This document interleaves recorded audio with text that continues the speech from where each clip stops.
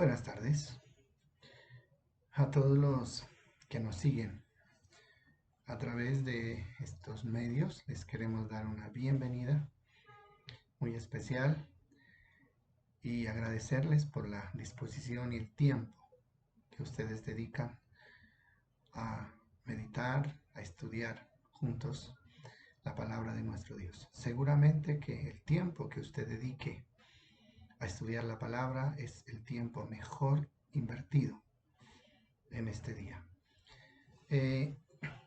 Hoy quiero hacer referencia a la situación que estamos viviendo en este momento. Es una situación muy difícil, muy compleja, sobre todo inesperada. Y obviamente que situaciones como estas traen muchos interrogantes, sobre todo a la vida de los creyentes.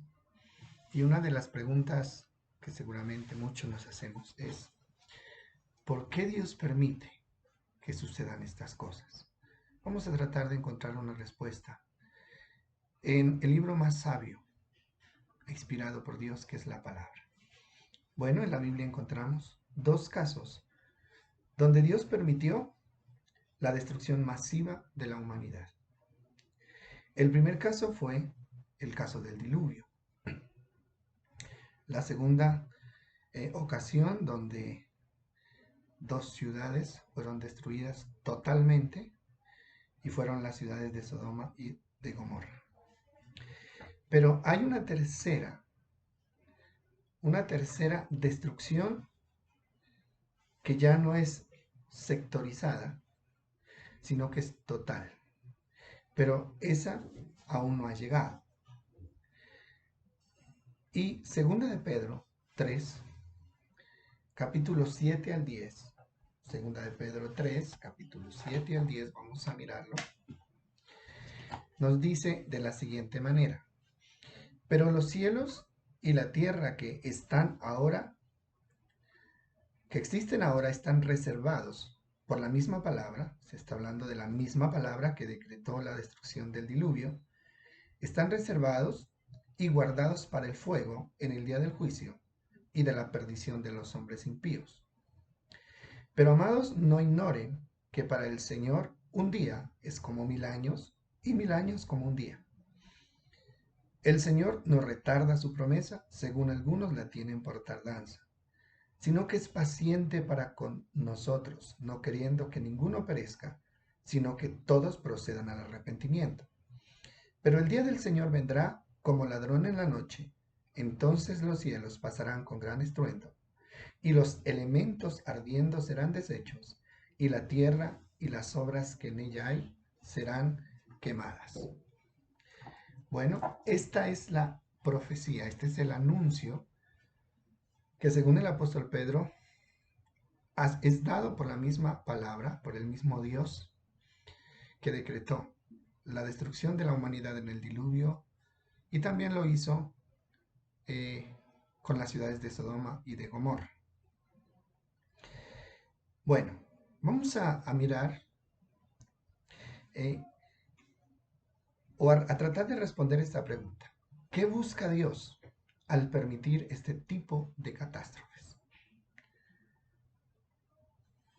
Porque aunque la Biblia dice que de Dios no podemos esperar nada malo, usted sabe que Satanás está a la orden de Dios. Y si Dios lo permite, él puede usar toda su maldad para destruir. Pero cada acto como estos tienen un propósito. Y fundamentalmente, ¿no?, según las referencias históricas que tenemos con estos dos acontecimientos, lo que Dios busca son dos cosas. Pero para poder entenderlo, vamos a leer Génesis capítulo 6, versículo 9. Génesis capítulo 6, versículo 9, aquí entendemos qué es lo que realmente Dios busca al permitir una situación como esta. Génesis capítulo 6, versículo 9 dice así: estos son los descendientes de Noé, Noé, hombre justo, era perfecto entre los hombres de su tiempo. Caminó Noé con Dios y engendró 3 hijos, Sem, Cam y Jafet. Y la tierra se corrompió delante de Dios, y estaba la tierra llena de violencia. Y miró Dios y vio que estaba la tierra corrompida, y que toda carne había corrompido su camino sobre la tierra. Versículo 13 dice, dijo pues Dios a Noé, he decidido el fin de todo ser. ¿Por qué? Porque la tierra está llena de violencia a causa de ellos, y yo los destruiré con la tierra. Muy bien. Entonces, la decisión de Dios terminar con esa generación de Noé tuvo una causa, y la causa fue el incremento de la maldad, de la corrupción y de la violencia. O sea, la violencia y la corrupción habían llegado a un estado incontrolable. Y esa fue la causa por la que Dios decide exterminar esta generación. Casualmente, esas dos características son las más notables hoy en nuestra sociedad. Hoy no hay nada ni nadie que no esté contaminado por la corrupción. Y junto a la corrupción, la violencia. Esta es la noticia de todos los días.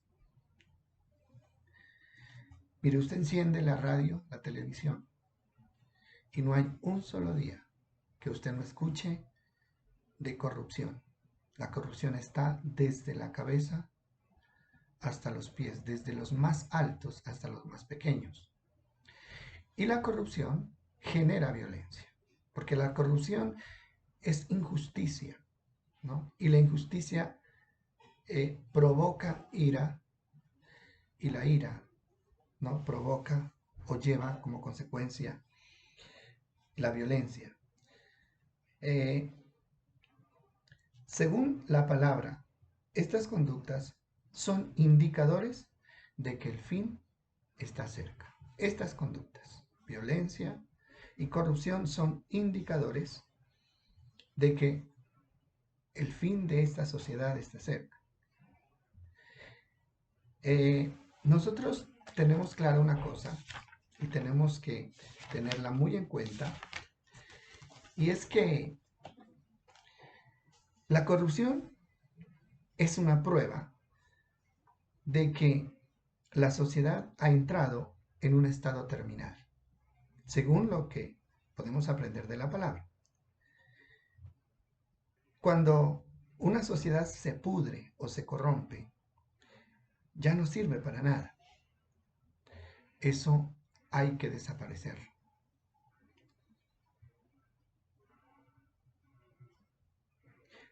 Si la corrupción y la violencia son la realidad de esta generación,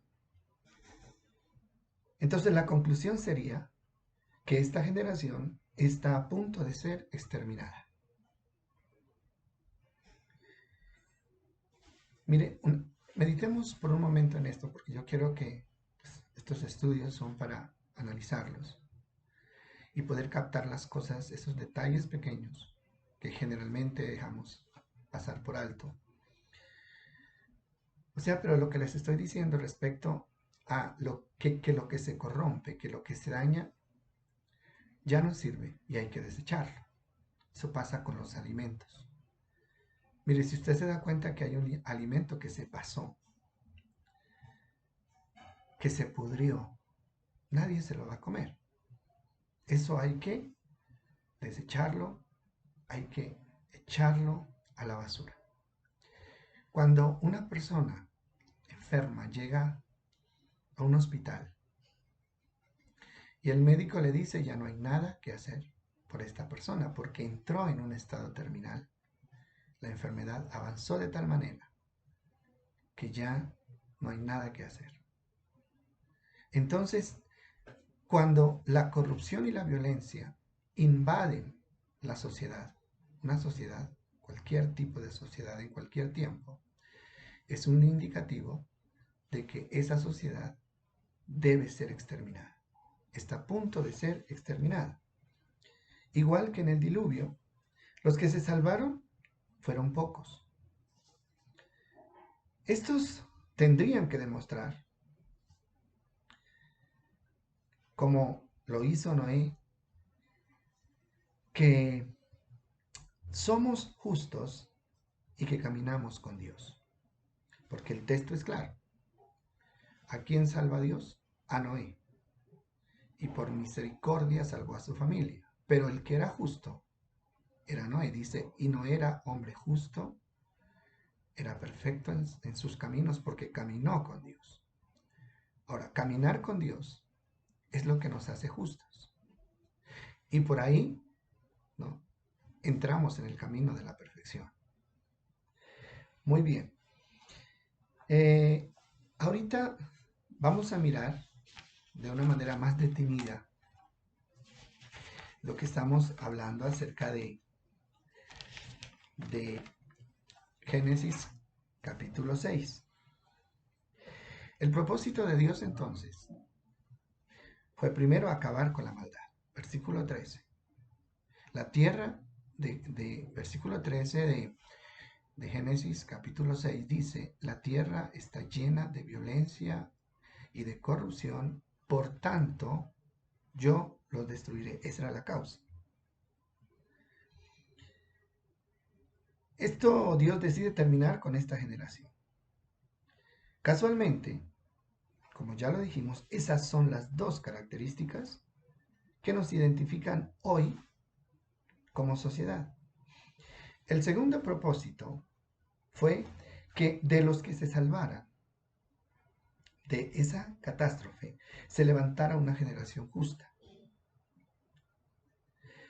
Del diluvio se salvaron 8 personas. Noé, que era un hombre justo porque caminó con Dios, a pesar de vivir en medio de una generación corrompida, él se mantuvo limpio. Y esta es una manera de entender, o podríamos decirlo, para que nadie se justifique, porque hay mucha gente que se justifica diciendo, es que es imposible ser correcto, es que es imposible obedecer a Dios en medio de una sociedad que está perdida. No, no es imposible porque Noé caminó con Dios. ¿Esto qué significa? Caminar con Dios, ¿qué significa? Caminó bajo las instrucciones de Dios. Eso significa caminar con Dios. Caminó por el camino que Él le trazó. Y eso lo hizo ser justo y perfecto. Bueno, lamentablemente, esta generación, la generación que se levantó de la descendencia de Noé, también se apartó. Se apartó, nosotros conocemos la historia. Pero luego, después de esto, Dios establece la ley para obligar al pueblo a obedecer con castigo para los rebeldes. Estoy hablando del proceso que Dios ha usado para hacer que el hombre reflexione y cambie de parecer. Pero tampoco funcionó.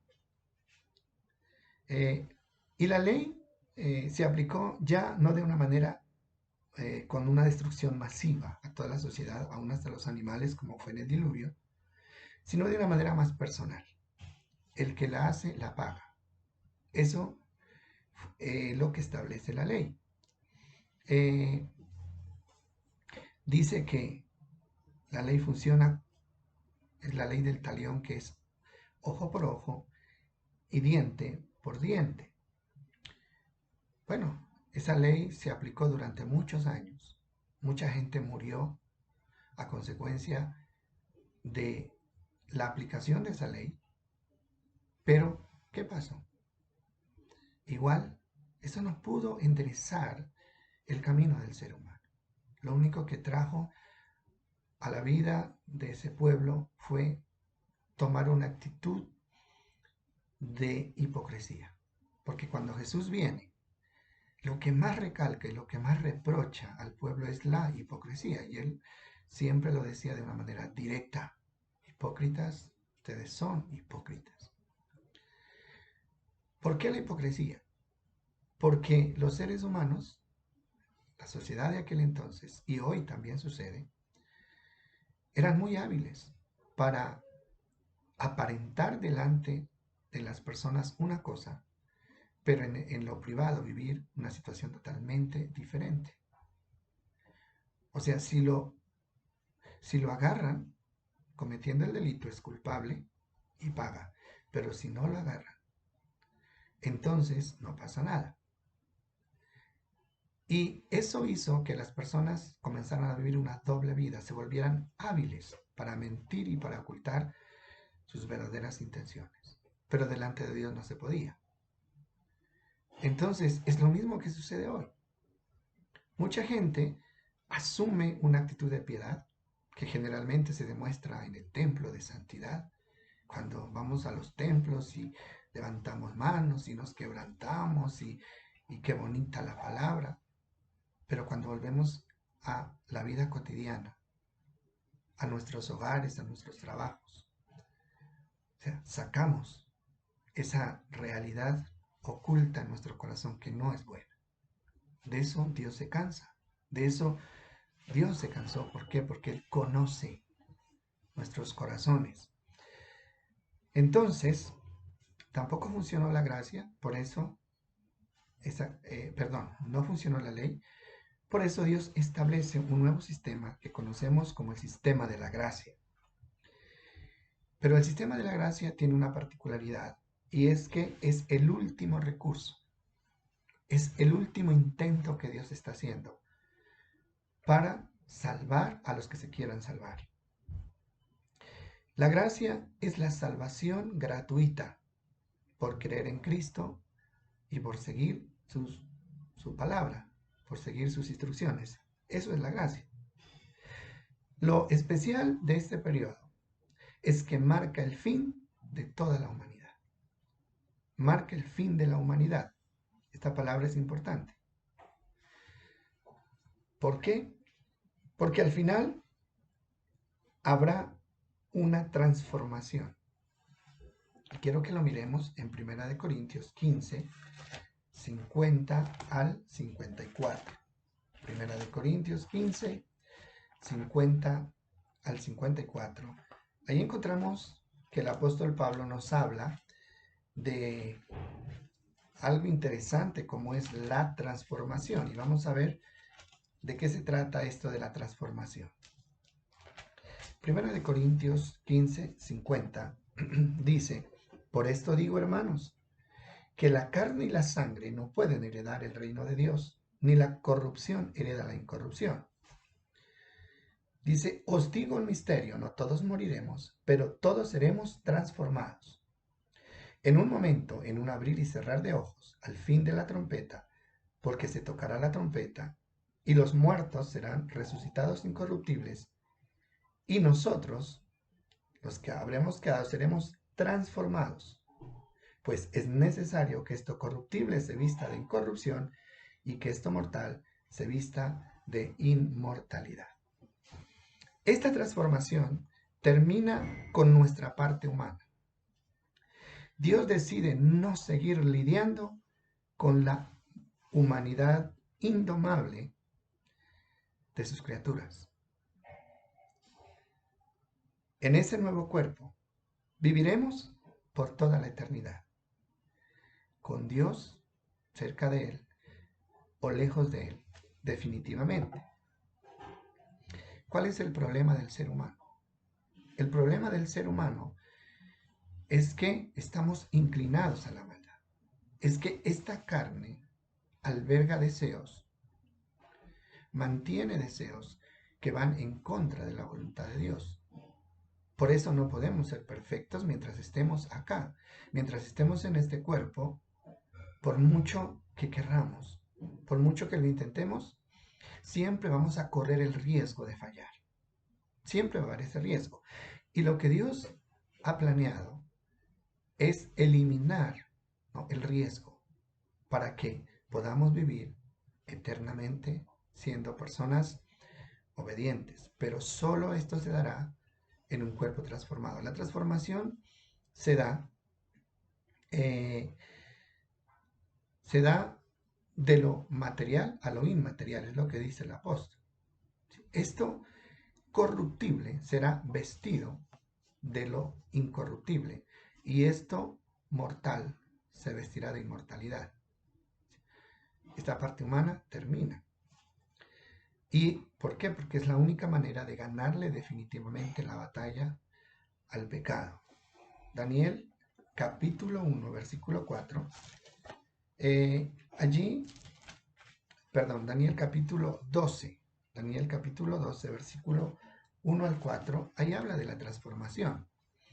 Dice, en aquel tiempo se levantará Miguel, el gran príncipe que está de parte de los hijos de tu pueblo.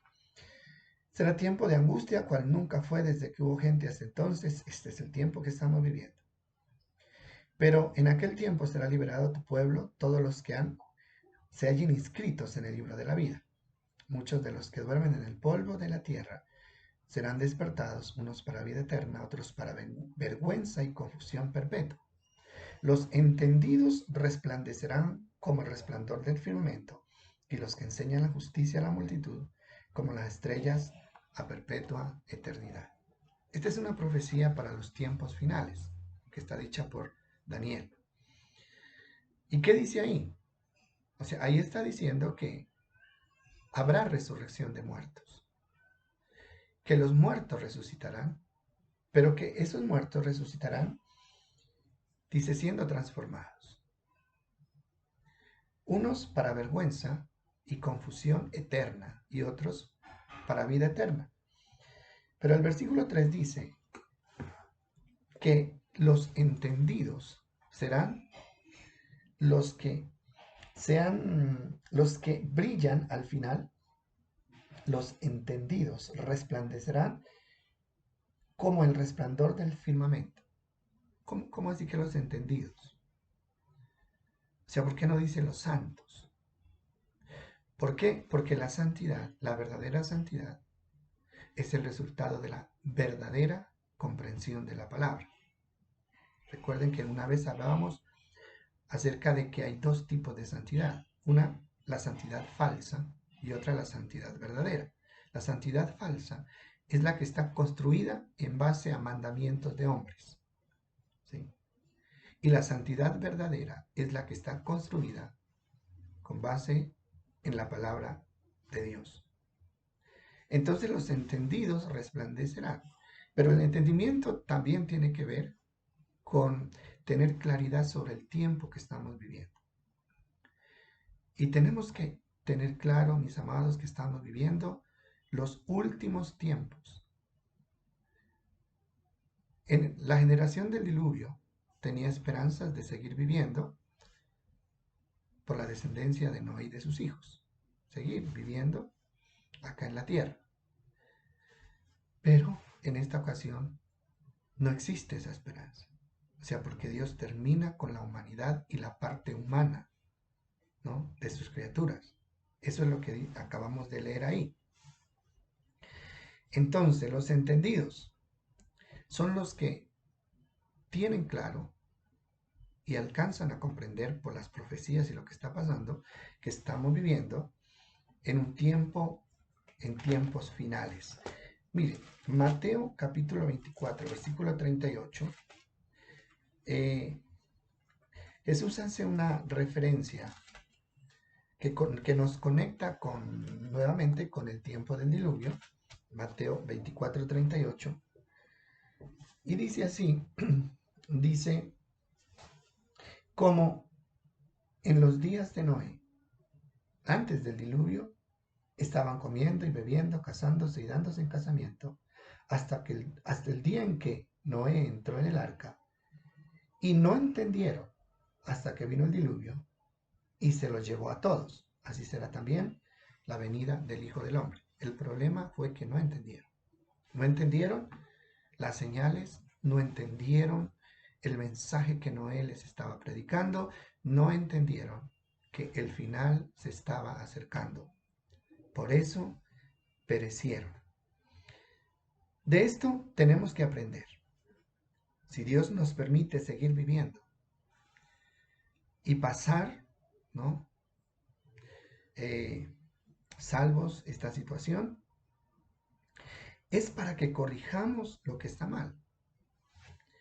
Mira, algo interesante aquí es que seguramente de esas 8 personas que Dios salva en el diluvio, Dios esperaba una generación diferente. ¿Por qué? O sea, porque ellos vieron con sus propios ojos el castigo que cayó sobre el resto de la humanidad. Ellos lo vieron. Y seguramente me imagino yo que por las ventanas del arca, ellos miraban cómo las personas se ahogaban y clamaban, suplicando que los dejaran entrar. Ellos vieron todo ese desastre, pero no pasó el susto. 3 meses después ya hay registro del pecado en esta nueva generación. Entonces, nosotros tenemos que empezar a caminar con Dios, pero de verdad, empezar a caminar con Dios respetando y dándole valor al compromiso que nosotros hicimos con Él. Tenemos que pulir lo que nos haga falta. Bueno, tal vez no sean pecados escandalosos, pero hay detalles que necesitamos corregir. Detalles que necesitamos corregir. En el libro de Cantares,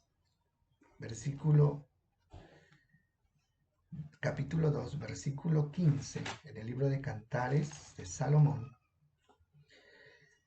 hay un texto interesante, que el libro de Cantares muy poco se usa como doctrina, pero bueno, la Biblia dice que toda la escritura es inspirada por Dios. Cantares capítulo 2, versículo 15, dice: cacen las zorras, esas zorras pequeñas, que destruyen las viñas, esas viñas que están en cierne o que están en flor. Y sabe, en medio de qué tema se dice esto. Cuando Salomón habla de la esposa y el esposo. Pero interesante es, cacen las zorras pequeñas, porque ellas son las que echan a perder los viñedos que están en cierne. Bueno, se refiere a una situación que se daba en los tiempos bíblicos, donde se cultivaban las uvas. Se dice que los cultivos de uvas, a esos cultivos llegaban zorras a dañar los cultivos. Las zorras grandes, las zorras viejas, se comían las frutas maduras, pero las zorras pequeñas se comían las flores. Entonces, las personas cazaban las zorras grandes, pero no estaban haciendo mucho, porque no le ponían cuidado a las pequeñas. Y realmente las pequeñas eran las que hacían más daño. ¿Por qué? Porque si se comían las flores, entonces no habían frutos. Mientras que las zorras viejas comían el fruto, algo comían y algo dejaban. Las zorras pequeñas eran las más dañinas. ¿A qué se refiere? Detalles en nuestra vida. Detalles que pasan desapercibidos, ¿no? Esto no hay que exagerar. Esto no es que sea tan malo. Es que lo tuve que hacer, es que lo tengo que hacer. No, pues yo tampoco estoy robando ni estoy matando a nadie. Pero hay detalles. Y esos detalles son los que tenemos que empezar a corregir si realmente entendemos el tiempo en el que estamos viviendo. Dios no nos libra para que simplemente sigamos viviendo, sino para que aprendamos la lección. Tenemos que aprender la lección. ¿Sabe por qué? Porque si no aprendemos la lección, entonces todas estas muertes, todo este sufrimiento, todo esto, no va a servir para nada. Y Dios tiene el propósito de que aprendamos la lección. Segunda de Pedro, capítulo 3, versículo 14. Mire lo que dice. Y esta es la condición en la que tenemos que ser encontrados cuando el Señor venga. Segunda de Pedro, capítulo 3, versículo 14 dice: por eso, amados, estando en espera de estas cosas, procurad con diligencia ser hallados por Él, sin mancha, irreprensibles y en paz. Irreprensibles. Una persona que realmente camina con Dios puede ser irreprensible, porque está caminando con Dios bajo las instrucciones de Dios, sin mancha. ¿Qué significa sin mancha? No significa que ya no vamos a volver a pecar. Significa que tenemos que ser cuidadosos y cuando hayamos cometido pecados, no amañarnos con Él, sino ir pronto, pedir perdón y avanzar.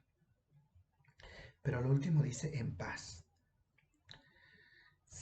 Sin mancha, irrepresibles en paz. Esta es la condición en la que Dios debe encontrarnos.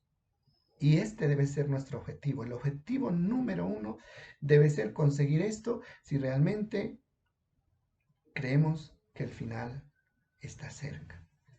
Quiero hablarles acerca de la paz. Mire, la paz está allí. Parece que no fuera tan importante, pero en paz, ¿usted tiene paz? Es la pregunta. ¿Usted vive en paz? Y la paz se tiene que dar en tres direcciones. Primero, usted y yo tenemos que vivir en paz con Dios. ¿Qué es lo que nos da la paz con Dios? El hecho de saber que le estamos cumpliendo. Eso es lo que nos da paz. Mucha gente le tiene miedo a que el Señor Jesucristo venga, ¿no? Que se demore otro poquito. No es que es mi familia, es por los que no han conocido a Dios. Pero en realidad, muy en el fondo, ¿sabe qué es lo que pasa? Que no tenemos paz porque sabemos que nosotros no estamos preparados, nos da miedo. Si usted le está cumpliendo a Dios, usted está en paz con Dios, no tiene deudas con Dios pendientes. Segundo, la paz tiene que reflejarse con los que viven a nuestro alrededor. Tenemos que vivir en paz con nuestra familia, en paz con nuestros vecinos, en paz con nuestros hermanos. No puede ser que en nuestro corazón todavía hayan sentimientos que generen divisiones, que generen contiendas, que despierten celos. Nosotros, como hijos de Dios, debemos hacer la paz, construir la paz, no dañar la paz. Se daña la paz con los chismes, se daña la paz con actitudes despectivas, se daña la paz, con la falta de amor. Y en tercer lugar, esa paz también tiene que estar en nosotros. Tenemos que vivir en paz. Nuestro corazón tiene que tener paz y tranquilidad. A pesar de todo lo que estemos viviendo, es posible tener paz en nuestro corazón. ¿Sabe por qué? Porque si usted es un hijo de Dios, si usted ha recibido a Cristo en su corazón de verdad, usted tiene al Espíritu Santo allí, morando con usted. Y el fruto del Espíritu es paz, es tranquilidad, es gozo. Entonces, recuerden esto. ¿Cómo debemos estar cuando el Señor venga? Irreprensibles, sin mancha y en paz. Y tenemos que empezar a reflexionar sobre lo que está pasando en nuestras vidas. Mire, gracias a Dios, que Dios nos ha dado el Espíritu Santo para que nos hable. Porque yo sé que, aparte de escuchar al pastor Luis Ovidio, ¿no? Usted tiene que escuchar la voz del Espíritu Santo, que le dice si esta palabra es una palabra que tiene sentido o no. Y lo más importante de todo esto es darnos cuenta de que estamos viviendo el último tiempo y que lo que está sucediendo ahora tiene como propósito, uno, terminar con la maldad, con una sociedad que se corrompió y ya no tiene remedio. Dos, tiene como propósito que nosotros, sus hijos, aprendamos de esto y comencemos a corregir nuestra vida, ¿sí? Apartarnos de la violencia, apartarnos de la corrupción en la forma que aparezca y guardar nuestra vida, nuestra alma, nuestro espíritu, nuestro cuerpo, así como dice, sin mancha. Y la paz, que es lo más importante. Paz con Dios, paz con nuestros semejantes y paz con nosotros mismos. Esperamos vernos pronto. Un abrazo para todos y muchas bendiciones.